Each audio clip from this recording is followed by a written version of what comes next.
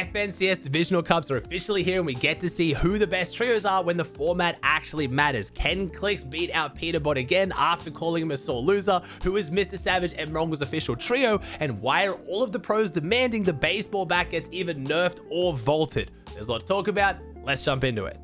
We've been starting off with EU a little bit, but we'll kick off with NA today. We had a lot of focus on Clicks versus Peterbot. If you guys missed yesterday's video, Peterbot's team in the last game fought Clicks, and Clicks had a lot to say about Peterbot's team being sore losers. So there was a lot of attention today. Who was going to come out in first? Was Clicks going to do it? Was Pete going to do it?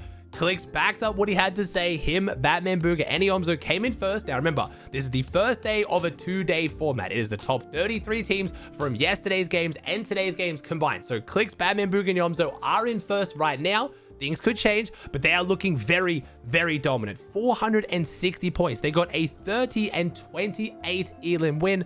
Absolutely dominating. Pete, on the other hand, still doing very, very well, but outside of the top 10 currently didn't get the big performances they wanted with the wins. They're in 14th overall on 346 points. They had extremely high elims, couldn't really get the consistent placement. So they had a 23, 24, and 28 elimination games, but that was a 6th, 8th, and 8th. They didn't have any games where they finished inside the top 3. They were just W King and didn't seem to care that much about their placement. Now, obviously, I'm just seeing from what I'm seeing in the gameplay. I watched them in replays. I checked out how they were playing, and it just didn't seem like they were locking in to try to get the win. They were just running at people and having fun W King. I could be wrong. Maybe they were trying their absolute hardest to get wins and just couldn't pull it off, but it just doesn't look like how they play when they're playing for the win. Now, 346 points is still amazing. They are very much on pace to qualify if they do the same thing again today in day 2, but Clicks did come out ahead on day 1. We'll see how it goes. I'm pretty sure there's going to be a lot of fans with a lot to say. Oh, Pete's not even trying. It's only open, so we can save a finals as well, but it's fun to watch.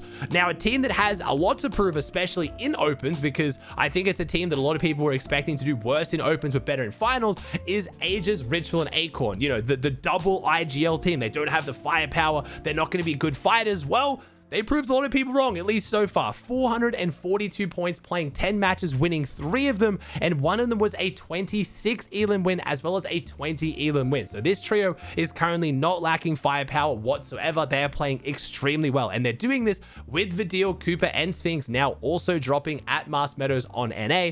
But at this point, both teams are making finals. Vidil, Cooper, and Sphinx are in 8th place overall. Very good pacing to make finals, so we could potentially see our first run-in of Acorn's team versus Vidil's team in a set lobby. That is going to be extremely exciting to watch in the finals. Rounding out our top 3 on the podium, we had Muzz, Curly, and Rise on 420 points. I was watching a lot of their games in replay as well as Peterbot on my streams. Make sure you guys tune into today's games. I'll be live on YouTube. Muzz, Rise, and Curly were playing very, very well, but I was surprised to see that Rise was bringing a lot of the firepower. Rise is an IGL, has been an IGL for years now. I think has literally been an IGL his entire career, and man's really stepping up the fragging potential right now. Now, one thing I do want to talk about is a bit about the meta. While W Kings is our first chance to actually see it properly in a format where it wasn't like the eval cup where it's only 1 per elim. A lot of teams are running the collateral assault rifle, and they're also running the burst assault rifle, playing very, very aggressive in their close range. A lot of them aren't running the hollow twister unless they're just going for long range tags or trying to get those picks out of the air. But pretty much every time the pros could grab a collateral or burst rifle, they were running them because they are way better for box fighting. And unfortunately, pros have definitely caught on to how to use the baseball bat. I was talking about it yesterday. You've probably experienced a little bit today in your division cups. People are realizing it's not about the quick attacks with the baseball bat. It's all about the home runs, just instantly spamming the big home run attack. It has a hitbox the size of the entire box. You basically can't dodge it. It does crazy structure damage. So if all 3 of you are doing it, you're basically instantly in the box. It sends the person flying so you can't hit your shots back. The baseball bat is starting to become a bit of a problem. I can see a lot of people complaining about it on the timeline. I'm interested to see if Epic does anything about it, because usually Epic's way of fixing these kind of melee weapons is just to vault them from competitive, like the Nitro Fist, like they did with the Hades chains. But we need the baseball bat. It's pretty much our only mobility right now. If this is gone, the season is going to be considerably worse. And if they try to nerf the attack animation and the damage it does, that ruins it for pubs and ranked. Now, I know a lot of ranked fans probably wish the baseball bat wasn't in ranked, but pubs, the reason why these items exist is so casual players can take down people better than them. There's no secret in that. These weapons exist because they allow worse players to beat better players, which is what keeps the game alive. If the best player always won every single fight in every single game, the player base wouldn't be as great. As crazy as that sounds, I think that's totally fine for pubs. I understand why people don't like that logic in ranked, because ranked is meant to be the competitive game mode to practice, but the baseball bat might potentially need to be addressed by Epic sooner rather than later because it's starting to become an issue.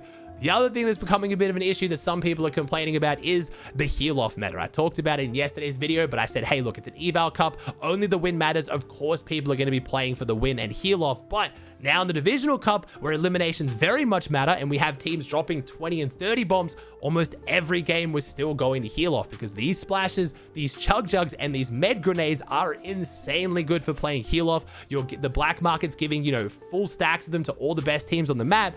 And then because we need them in the game right now, there's no mobility though. So I don't want to even say Epic, yo, nerf them, get rid of the chug jug, do this, do that, because right now with almost no mobility in the game, these insanely strong assault rifles, if you don't have crazy meds, the game is going to be very miserable. So I don't know how Epic's going to play this one, how they're going to try to, you know, not have the games go to crazy heal-offs. We know Epic doesn't like heal-offs, but if they kind of, you know, take more of the meds out of the game or nerf them, there's going to be a lot of instances where your game's just completely ruined because you get a max pull zone, you try to rotate and some kid shoots you in the back. Right now, you can throw down med grenades, you can double res, you can gold splash, rotate around the edges. The meds are strong because they need to be strong right now. Maybe when we get the rocket drill in the game, that might make it more manageable because there's a bit of mobility, but I still don't think too many people are going to be carrying the rocket drill when it gets added to the game, at least not in trios. I think it'll be more of a solo item. We got to wait and see. I'm just assuming if the rocket drill functions like the rocket ram, it is not going to be a very commonly ran item. I think baseball bats and gold splashes will still be the priority.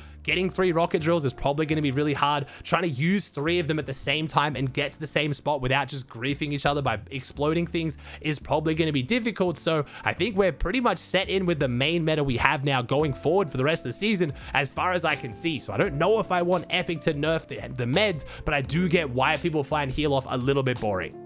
Now, EU is where we had to confirm what was going on with Mongraal, what was going on with Savage. Now, everything in my video so far has been correct. I'm super happy with that one. Nothing's changed, nothing's crazy. I don't have to try and re-fix something that I already said. So, Savage was looking for one with Z Andy, that stayed the same, and they filled the spot with Mappy. Now, a lot of people don't really know who Mappy is. Really solid Swedish player. The game started off a little bit rough, I'm not gonna lie. Mr. Savage, Z Andy, and Mappy did not come out of the gate looking too hot. A lot of people started to talk smack. They went down on spawn in 29th and 22nd in their first 2 games, but they brought it back. They rallied in the 3rd game, got an 8 elim 5th, and then unfortunately it was a 22nd and 27th. At this point, they've had 1 solid game out of 5. You know, it was basically an hour into the tournament. A lot of people got upset. People noticing on the stream, the vibe started to get a little bit shot. I started to get a bit worried. Like, I know Z Andy, Savage, and Mappy are all really good, but maybe the chemistry's not there. Maybe they haven't figured out their roles properly, but they bounced back. They got it going in the second half of the tournament. They got an 8th and then finished off with a 14th, 11th, 3rd, and 5th. So currently, they're in 54th place overall, which is outside top 33.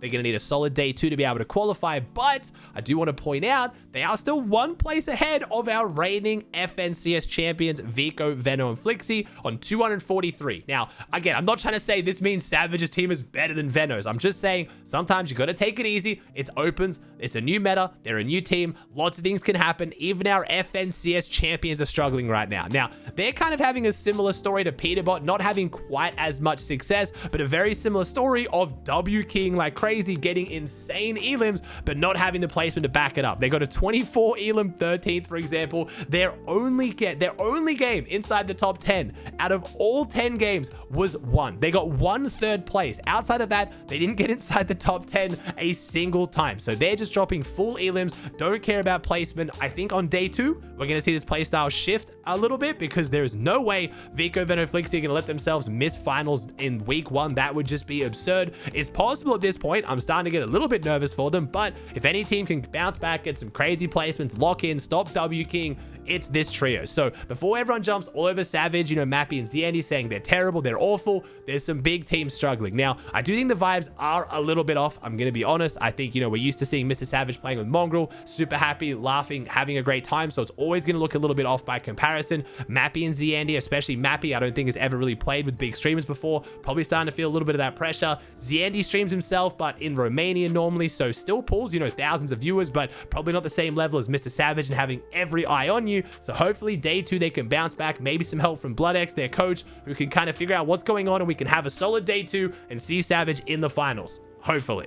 Now, a team that had really good vibes, but unfortunately I don't have a lot of hope for at all making it to finals is Mongraal, Prism, and Casper. Now, they're currently in 136th on 113 points. 136th of 157 teams. They had a very, very rough day one. Now, the vibes were good. I think a lot of people started to realize that Prism is a very funny dude. Actually sounds terrifyingly similar to Benji Fishy. It's really weird hearing Mongraal play with someone who sounds so similar to Benji Fishy. Prism and Casper are a global qualifying duo. They're a phenomenal team. I'm sure Mongraal just coming back, being a little bit rusty. He's hardly played the new season at all. Has taken a vacation for all to start. I'm sure this team will start playing better as they get more reps in, but I do wonder how bad of a performance it's going to take before they maybe just decide it's not worth it and try and find different teammates. We'll see. Prism and Casper didn't sound super frustrated. They weren't bringing the vibes down and, you know, blaming Mongraal or anything like that. So hopefully with a solid day two, maybe start to get a bit more momentum going, a few good games, start to see the potential of the trio, then things will start firing. But we do have confirmation that is Mongraal's trio,